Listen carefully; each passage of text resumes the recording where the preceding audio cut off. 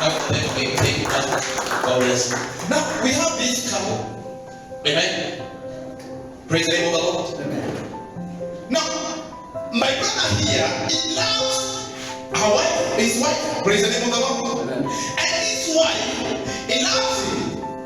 Praise the name of the living God. So if someone come and try to attack his wife, what will happen? The man or the husband will defend her. Praise the name of the Lord. Somebody say amen. What if someone tries to come and attack your husband? What will happen?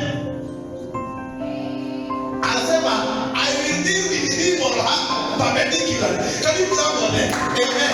That is the Lord. Praise the name of the Lord. Thank you for that. Praise the name of the living God.